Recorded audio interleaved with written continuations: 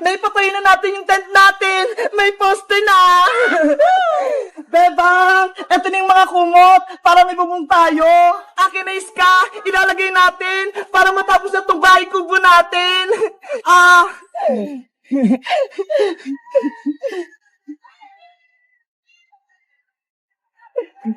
Doon ka naman sa kabila, iska. Okay.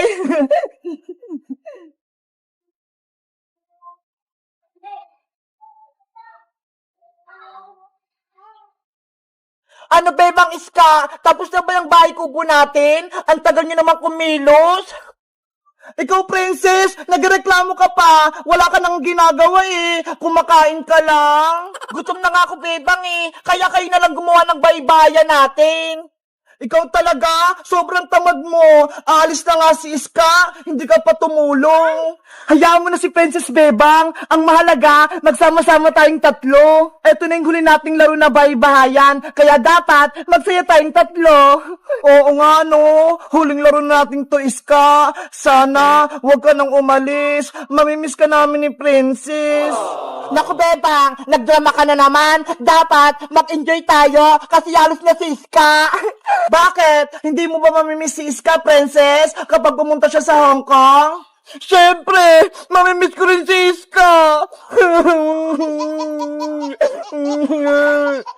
Kita mo, pati ikaw, iiyak din.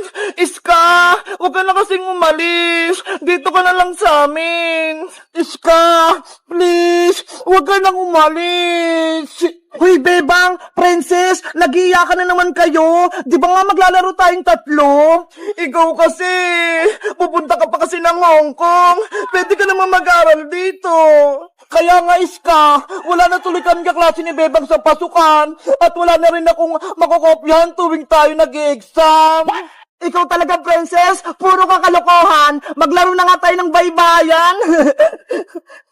Tapos na ako dito, Bebang. Ikaw, tapos ka na ba?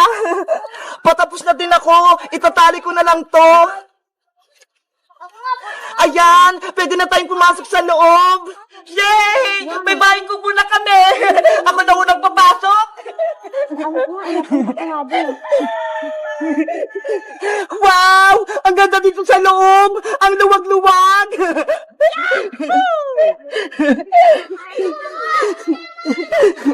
Ang galing nating gumawa! May bahay na tayo!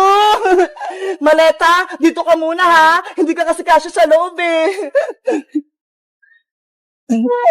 Bebang Iska! Kumain na tayo! Ubusin natin yung dala kong pagkain!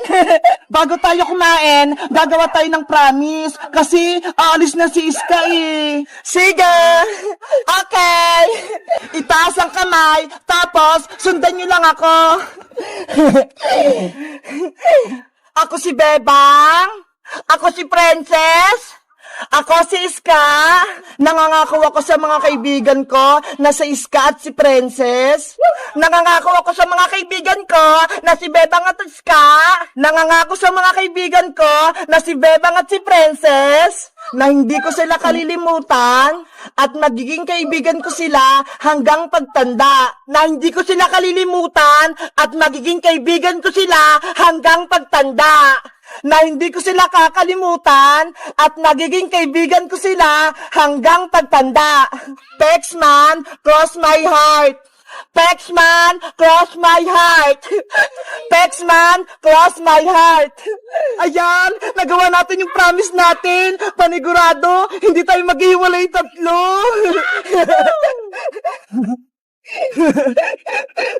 Ano pang inaantay nyo? Kumain na tayo! Kain na na! Ito yung gusto ko!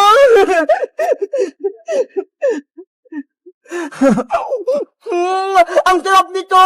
Ang anghang! Ang saya nating tatlo! Walang nanggugulo sa baybayan natin! Hanggang gabi tayo sa bahay kubo natin ha! Walang uuwi! Sige! Kahit dito pa tayo matulog, walang problema! Hindi naman ako pagagalitan ni nanay eh! Kasi nagpaalam ako sa kanya!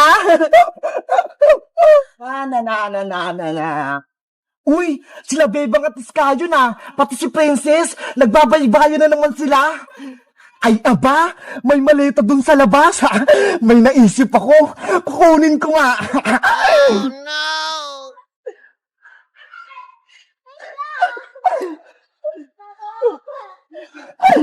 Hindi nila alam na kinuha ko yung maleta? Ano kayong nasa loob? Sino kaya yun? Parang may tao sa labas Asa na kaya yung room namin? Sabi ni Princess 512. Ay, ayun! 512 na to! Sana nandito na sila, Princess. Ang galing! Princess! Nandiyan na ba kayo? Hala, wala pa sila. Dahil ako yung nauna, nilibutin ko muna itong hotel namin. Para kasing ang ganda Wow! May swimming pool sa labas! Ang ganda! Excited na akong maligo! Sabihin ko kay Princess, magbaka-bakaan kami dyan mamaya. Titignan ko muna yung CR namin, baka maganda rin.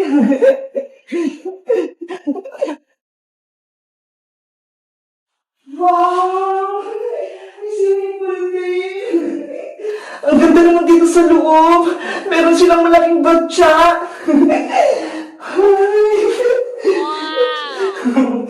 Ang galing. Pwede pang humiga. Paano kaya ito gamitin? Guys, alam niyo ba yung pangalan nito? Ngayon ko lang kasi ito nakita Para kasi siyang pwedeng swimingan. Alam niyo ba kung anong pangalan nito? Ang ganda. Parang swimming pool na maliit.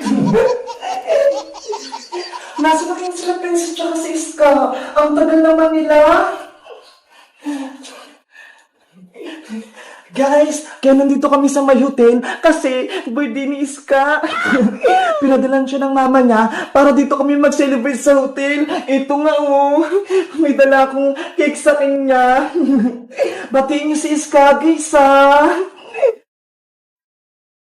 Dahil wala pa si Iska at si Princess, matutulog muna ako dito. Kasi parang masaya matulog dito Ang lambot-lambot. Wow, ang lambot. Ang sarap. Ang lamig. Matutulog nga muna ako habang inaantay ko sila para mamaya kakain kami ng cake.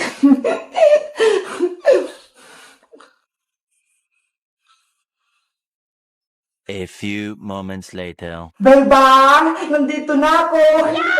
Nasaan na sila, Bebang? Hala! Tulog pa si Bebang! Ano ba yan? Nagugutom pa naman ako. Gusto kong kumain. Ay! Ano to? Parang cake to Bubuksan ko nga. Oh no! Wow! Totoo nga! Mukhang masarap! Habang tulog pa si Bebang, kakain nga muna ako dun sa may mesa.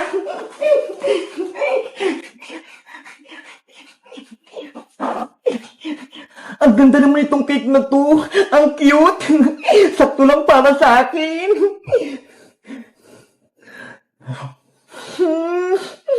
Ang sarap. Ang tamis. Wow! Bebang, ang sarap ng tulog mo. Habang ako, eto, kumakain. Ang sarap. 20 minutes later. Ayan, malapit ko na maubos tong cake.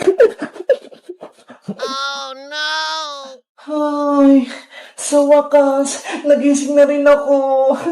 Hello, Princess! Nandyan ka na? Oo, Bebang, kanina pa ako dito. Habang tulog ka, kinain ko muna tong cake na nandun, Ang sarap-sarap nga Hala, kinain mo yung cake? Ano ba yan? Ibibigay ko nga yung kay Iska kasi birthday niya. Ano? Birthday cake to ni Iska? Ano ba yan? Akala ko nung pang-merienda lang natin to. Ang takot mo talaga, Princess. Naubos mo agad. Wala tuloy cake sa Iska. Sorry na, Bebang. Hindi ko naman alam eh. Kasi nagutom ako, kaya hindi ko na napigilan kumain. Hala, nandiyan na si Iska.